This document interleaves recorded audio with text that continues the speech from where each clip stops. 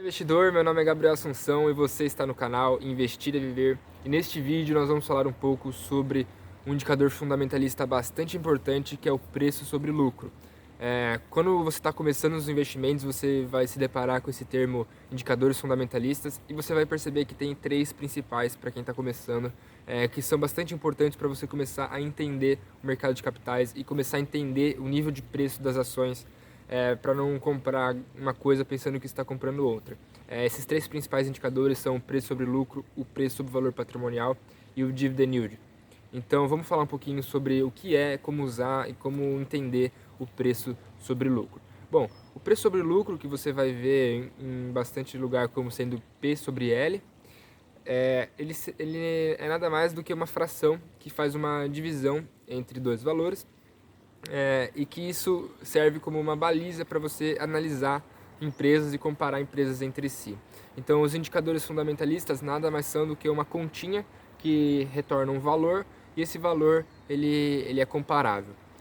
No caso do preço sobre lucro, a gente pode fazer a conta de duas maneiras: calculando o preço sobre lucro da ação ou calculando o preço sobre lucro da empresa. Vai dar a mesma resposta, mas são duas maneiras de calcular. Então, por exemplo, se uma ação está sendo negociada em bolsa a um preço de 10 e ela lucrou, tem um lucro por ação de 2, a gente faz 10 dividido por 2 e nós vamos ter 5. Então, esse PL é um PL de 5.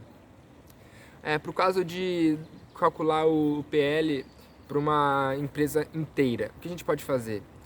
Bom, para a empresa inteira a gente tem que saber o preço da empresa inteira, ou seja, a gente precisa saber o número de ações que essa empresa possui e a cotação, porque se a gente multiplicar a cotação pelo número total de ações, nós teremos o valor de mercado da empresa, ou seja, quanto que está sendo negociada a empresa inteira em bolsa naquele momento. Para a gente conseguir o número total de ações da empresa, é só entrar no site de relações com investidores e dar uma procuradinha, talvez no estatuto tenha, quando você estiver vendo a ITR, você clica nesse documento, nas primeiras páginas já vai estar escrito lá o número total de ações que aquela empresa possui. Multiplicou o número total de ações pela cotação e você tem o preço. Já o lucro, a gente precisa ir nas demonstrações contábeis, mais especificamente na DRE, que é a demonstração de resultado de exercício, e lá a gente vai ter, na última linha, o lucro líquido da empresa. Então, se a gente pega o número de ações, vezes cotação e divide pelo lucro líquido, a gente tem a resposta do PL. E então, para que a gente usa o PL e como ele funciona? Bom, o que seria o PL? Se a empresa lucra tanto por ano, e ela continua lucrando isso ou aumentar, por exemplo, é como se você estivesse pagando um investimento agora para você receber o retorno ao longo de alguns anos. E esses anos seriam o valor do PL. É claro que eu não gosto tanto assim dessa definição, mas ela é bastante lúdica. Vamos supor que uma empresa tem um PL de 10. Quer dizer que se você comprou ela agora, o seu investimento seria retornado em aproximadamente 10 anos, porque a empresa estaria lucrando hoje, daqui um ano, essa mesma quantidade. E, ou seja, se você comprou ela agora, ela lucrou 10 vezes a quantidade, ela lucrou o que você pagou por ela. Então a sua ação estaria sendo paga, pagando a si mesma em 10 anos, isso em retorno de valorização ou em retorno de dividendos.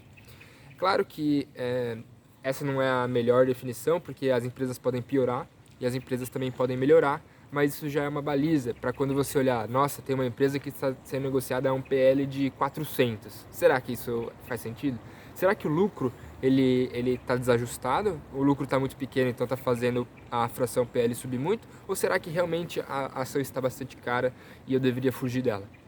Porque quando a gente trata de uma fração, se o lucro for pontualmente muito baixo, é claro que esse PL vai subir muito, porque a matemática não falha, mas se você observar que a empresa tem lucrado constantemente, mesmo assim esse PL está altíssimo, quer dizer que a ação provavelmente está muito cara, e isso seria um indicativo para você ficar bastante longe dela. Por isso que quando a gente fala de indicadores fundamentalistas, às vezes não é mais interessante você usar do ano, mas sim um ano normal, um ano médio. É o que eu gosto bastante de fazer. Então, por exemplo, se tem uma empresa cíclica, por exemplo, ou uma empresa que está passando por uma dificuldade momentânea, em média, essa empresa lucra 100, mas hoje ela está lucrando 80. Será que é melhor eu fazer a conta do PL com o lucro de 100 ou com o lucro de 80?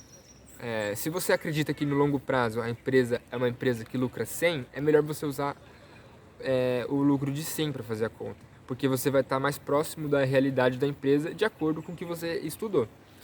Ou às vezes imagina que a empresa que você tem, ela lucrou muito em um determinado ano, ela teve um lucro extraordinário em determinado ano. Se ela lucrou muito, pensa comigo, a fração é P sobre L. Se L cresce muito, a fração diminui. Então o PL ficaria abaixo. Então vamos supor que a empresa que você tem lucre X e a esse X ela está lucrando, ela está com PL de 10. Se ela dobra o lucro, vai para 2x, o PL cai para 5.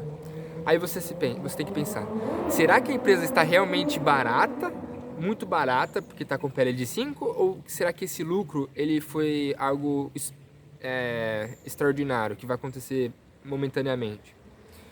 Isso você tem que se preocupar, porque às vezes você acha que você está fazendo um excelente negócio, nossa, essa empresa está com PL baixíssimo, mas na verdade você está sendo enganado, porque você está comprando um lucro que não é recorrente.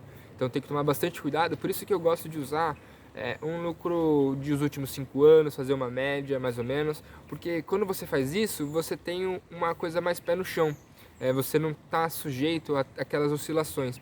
Porque não é claro que no mercado de ações as coisas sobem e descem um pouco por conta do humor das pessoas, mas grande parte se deve ao lucro.